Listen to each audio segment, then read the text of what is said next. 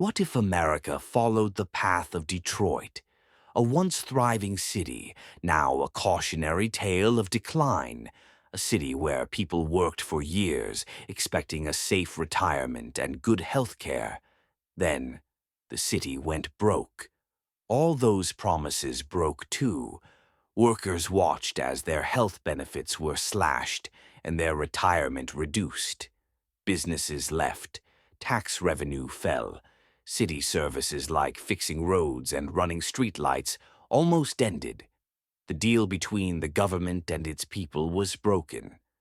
Now imagine that feeling happening to our whole country. We are very close to a major national problem. This problem is demographic collapse, which means we don't have enough young people, pushing our important programs like Social Security and Medicare to the breaking point. A scary future is possible if we don't change things. If our economy gets weaker, the government will have to cut those benefits. This will force everyday Americans to struggle harder for what they need. But there is a way to fix this, a grand bargain for the future that could save us if we are brave enough to agree to it. This isn't an accident. It's a math problem that's been growing for many years. Let's look at the numbers causing this trouble. The first problem is simple. We aren't having enough babies. To keep our population the same size, women need to have about 2.1 children.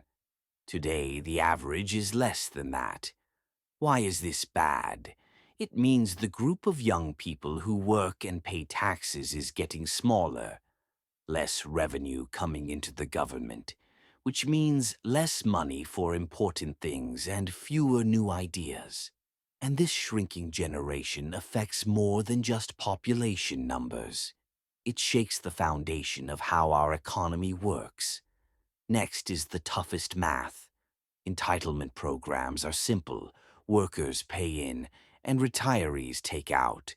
It used to be easy, but now it's hard.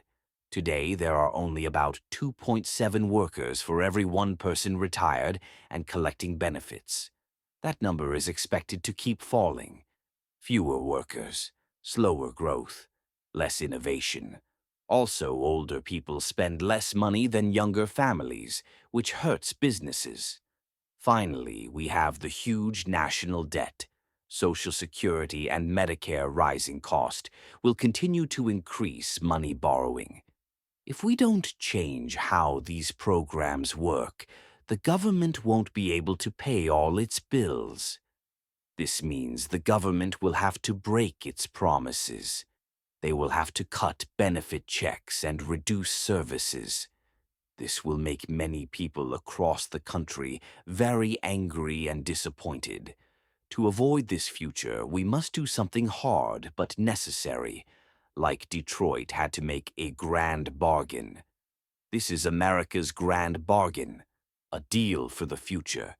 We need to have an honest talk about what the U.S. government can actually afford to give its citizens. The hardest part is this. Retirees now will have to agree to give up some of their benefits. This isn't mean. It's about making sure future generations can survive. If they don't give up a little now, there will be nothing left for their kids and grandkids, and our country will fall apart. We can focus on this being a bargaining for the future. This New Deal isn't about balancing the budget. It's about building a strong foundation so that the next generation can innovate and be successful.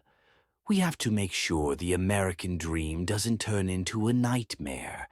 If we let these problems with population keep getting worse, and if we refuse to make the necessary grand bargain, the scary future we talked about is the most likely thing to happen.